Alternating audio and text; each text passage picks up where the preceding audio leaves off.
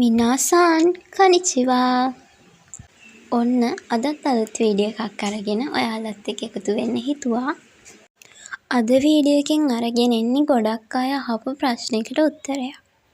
ගොඩක් අය අහලා තිබ්බ දෙයක් තමයි මම දාන වීඩියෝස් වල මම පාඩම් කරන තැන ගොඩක් කහපාටට පාවිච්චි කරනවා කියන එක.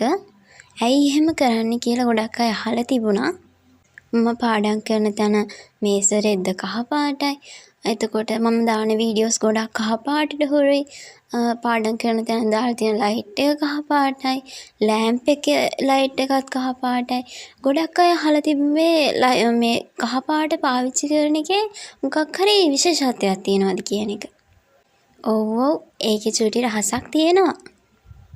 මම ඒක ඔයාලත් එක්ක බෙදා ගන්න හිතුවා. පාඩම් කරන වෙලාවට ගොඩක් කහපාට දේවල් පාවිච්චි කරන්න මම මුලින්ම පුරුදු වුණේ ඕ ලෙවල් කාලෙදී. ඒ කාලෙදී මට හිටිය ටීචර් කෙනෙක් මට ලස්සන කතාවක් කියලා දුන්නා. මේ කහපාට පාවිච්චි කරාම අපේ මනසට වෙන දෙයක්.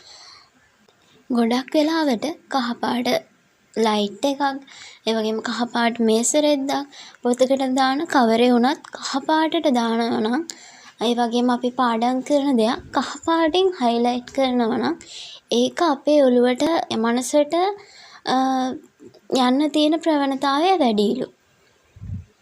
මන් දාන ගොඩක් වීඩියෝ බලන්නේ ගොඩක් ජපාන් භාෂාව, කොරියන් භාෂාව වගේ භාෂා ඉගෙන ගන්න අය. ඉතින් එයාලට තියෙන ගොඩක් ප්‍රශ්නයක් තමයි, මටත් තියෙන ගොඩක් ප්‍රශ්නයක් තමයි කාන්ජි, ඒ වගේම අලුත් වචන, සමහර ග්‍රැමර් එකපාරට පාඩම් කරාට ඔළුවට යන්නේ නැති එක. අර ඒ වගේ වෙලාවකදී කහපාට එළියක් එක්ක, කහපාට ලයිට් එකක් එක්ක, කහපාට මේස රෙද්දක් එක්ක, කහපාටට හුරු දෙයක් එක්ක අපි වැඩිපුර කැවසි ඉන්නවනම් ඒ වගේ තැනකදී අපි ඒ දේවල් අපිට මතකේ රැඳෙන්නේ නැති දේවල් පාඩම් කරනවා නම් ඒ දේවල් අපේ ඔළුවට ඉක්මනට යනවලු. අපිට දැන් මතකේ හිටින ප්‍රමාණය වැඩි වෙනවලු. කාන්ජි, ග්‍රැමර්, ඒ වගේම ලිස්නින්, ඔය ඒ වගේ දේවල් අපිට අමාරු දේවල් මතක, අලුත් වචන එහෙම අපිට මතක තියෙනවා අඩු නම් මේ වගේ දෙයක් කරාම ඒක ඉක්මනට ඔළුවට මතක තියෙනවා. ඒක මම කරලා බලපු කෙනෙක්. ඒ හින්දා මම දන්නවා ඒක ඇත්තටම ප්‍රතිඵලයක් තියෙනවා.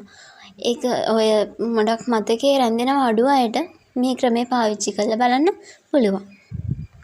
ගොඩක් අපි ඕ ලෙවල්, ඒ ලෙවල් කාලේ එහෙම ඔය පන්තියකට ගියාම විශේෂිත දේවල් අපිට කහපාටින් හයිලයිට් කරගන්න කියලා අපේ උගන්වන ගුරුවරු කියනවා. ඒ ගොඩක් වෙලාවට ඒ වෙලාවෙදිත් අපිට ගොඩක් සර්ලා හයිලයිට් කරලා කියන දෙයක් තමයි පාට හයිලයිට් වලින් පාට කරනවට වඩා කහපාට හයිලයිට් එකකින් අපිට ඒ අදාළ විශේෂිත කරුණු මාක් කරගන්න කියන එක. ඒකෙත් ඒ කහපාටින් හයිලයිට් කරන කියන එකෙත් යටින් තියෙන අදහස් තමයි මේක. මොකද කහපාටින් හයිලයිට් කරාම ඒක අපේ එක සැරයක් දෙසරයක් බැලුවත් අපේ ඔළුවට ඉක්මනට ඒක මතකේ ඉක්මනට ඒක රැඳෙනවලු. එහෙම තමයි මමත් ඉගෙනගෙන තියෙන්නේ.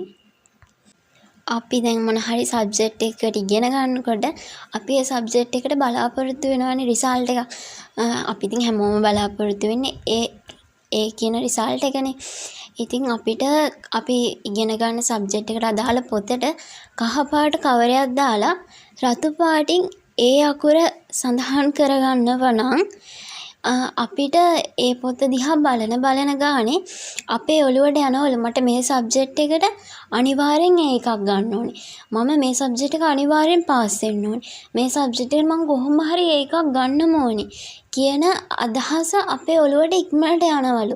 ඒ කහපාටයි රතු පාටින් ගහන ඒ අකුරයි ගොඩක් විශේෂයි කියලා කියනවා. එතකොට අපිට අපේ යටි හිතට අනිවාර්යෙන්ම යනවලු මට මේ සබ්ජෙක්ට් එකට අනිවාර්යෙන් කොහොම හරි මහන්සි වෙලා මේ ඒ කියන ප්‍රතිඵලයට යන්න ඕනි කියන එක. ඒ වගේ ඉතින් මේ කහපාට එළිය, කහපාට මේස රෙද්ද, කහපාට පොත් කවර, ඒ වගේම කහපාට හයිලයිට් එක තියෙන කතන්දරේ තමයි ඔන්න ඕක. ඔයාලත් කරලා බලන්න. සමහර අයට සෙට් වෙන්නේ නැතුව ඇති. එක එක අයට එක එක දේවල් තමයි හරියන්නේ. දැන් මට ඕකෙන් ඇත්තටම ප්‍රතිඵලයක් තියෙනවා. ගොඩක් වෙලාවට අමතක වෙන දේවල් කහ පාට එළිය තියෙනකොට ඒ පාඩම් කරනකොට එක දිගට ඒකත් එක්ක හුරු වෙනකොට ගොඩක් වෙලාවට අර අමතක වෙන ප්‍රමාණය අඩුයි. අර කහ පාට එළියට හුරු වුණාම අනිවාර්යෙන් පාඩම් කරද්දී කහ පාට එළිය ඇස් දෙක හොයනවා. අර ඒකත් ඇත්තටම අපි පාඩම් කරන තැනට ආස වෙන්නත් පාඩම් කරන දෙයට ආස වෙන්නත් කහ පාට එළිය ගොඩක් විදියට ප්‍රයෝජනවත් වෙනවා කියලා මං අහලා තියෙනවා. ඉතින් ඔයාලත් ඒක අත්හදා බලන්න කියන ගමන් මේ වීඩියෝ එක අදට ඉවර කරනවා. හැමෝටම good bye sayonara